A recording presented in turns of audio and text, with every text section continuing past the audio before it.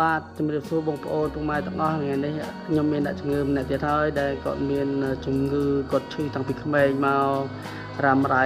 ទៅព្យាបាលនៅណាជាអញ្ចឹងណាហើយឥឡូវគាត់មកព្យាបាលតែតក្តានហ្នឹងឥឡូវជា100%ហើយគាត់ជាយូរបងស្រីណាជំរាបសួរបងបងជាមួយដែរខ្ញុំឈ្មោះធីតានៅឃុំណាខេត្តណាផងណាដែរនៅស្នៃពលណាសុខភាពរាងខេត្តព្រៃវែងហើយពីមុនមកឈឺអីដែរខ្ញុំកាត់ហឺតតាំងកាត់ហឺតណាហើយកាត់ហឺតហ្នឹងតាំងអាយុប៉ុន្មានដល់តូចតាំងពីតូចអាយុ5-6ឆ្នាំ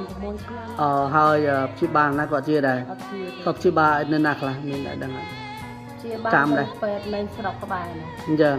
គាត់ជាទេបានតែមកធំធូរណាកាត់ហឺតហ្នឹងហើយកាត់ហឺតរបស់បងមិនដែរធ្វើទុកមិនខ្លះនិយាយពីមកហត់ឲ្យទៅហូបប្រហុកប្អូហត់អញ្ចឹងថាមិនទៀតលៀងហត់អញ្ចឹងបានមកលើដែរហត់តែដើររុញរែងធ្លាក់ណាដែរហត់បងអ្នកលក់ការ៉េមណាហើយវាធ្វើទុកមិនខ្លះដែរកាត់ហឺតហ្នឹងអាការៈបបងហត់ដកដង្ហើមអត់ចង់ដល់គ្នាអញ្ចឹងដង្ហើមនឹងដូចតង់ទៀងទៅទៀងមកអញ្ចឹងមើលរៀបអស់មើលដែលទុកលំបាកដល់បបងដែលឈឺហ្នឹងមិនខ្លះមើលហត់ទាំងមិនខ្លះហត់នឹងហត់ដកដង្ហើមចង់ដល់គ្នាអញ្ចឹងប៉ុន្តែយើងផឹកឆ្នាំម្ដង2គ្រាប់អីទៅអត់ធូរទេទៅផឹកទៀតសម្រាប់ផឹកទៀតផឹកឡើងហេវក្នុងបាទហើយនៅទៅហត់ដកដង្ហើមខ្ញុំវាថប់ដាច់អញ្ចឹងហ៎ហើយមានលឺសលេងអីដែរលើងោកនឹងខិតឆ្មាខាងខិតស្អីហ្នឹងណាបាទហើយជាយូរខែឆ្នាំមកដល់មួយឆ្នាំមួយតាំងពីព្យាបាលជាហ្នឹងមើលតាំងពីកូនខ្ញុំទៅមុនកូនខ្ញុំនោះខ្ញុំលេងហូបឆ្នាំខ្មែរហ្នឹង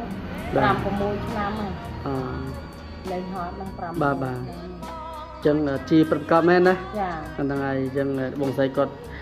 អ្នកកាត់ហឺតឥឡូវគាត់ជា700ឥឡូវបងស្រីគាត់បញ្យកថ្នាំមកលាបផ្លុកនោមម្ដងហើយលាបផ្លុកនោមមិនធ្វើទុកវាខ្លះនោមរងហើយទុកបញ្ញានោមញឹកនោមតិចក្តៅអីដែរនោមមកក្តៅកាហាយនោមក្តៅកាហាយមានលមាស់សាក់សដែរហ្នឹងហើយលាក់សដែរសាក់សទៀតណាសាក់សហើយលមាស់ទៀតអត់អីទេចាំមើលខ្ញុំមកថ្នាំហូបណាបងណាចឹងអរគុណច្រើនលាក់សហ្នឹងអត់ល្មមហើយគ្រាន់តែធ្លាក់លាក់ធម្មតាណាបាទរុកស្រីជើងកើតបញ្ហាអញ្ចឹងចាអរគុណច្រើនបងណាដែលជាជំងឺហឺតប្រកបហ្នឹងបងណាអត់តម្ដាយទេណាបាទអរគុណច្រើនបងដែលឲ្យសុភ័ក្រអញ្ចឹងបងប្អូនណាដែលមានបញ្ហាជំងឺហឺតលាក់សអលាកផ្លុកនោមមកលោកគ្រូក្តាន់នៅឃុំមានសពចាំសុខប្រទាំងខេត្តព្រៃវែងនឹងអរគុណច្រើនបងណាបាទ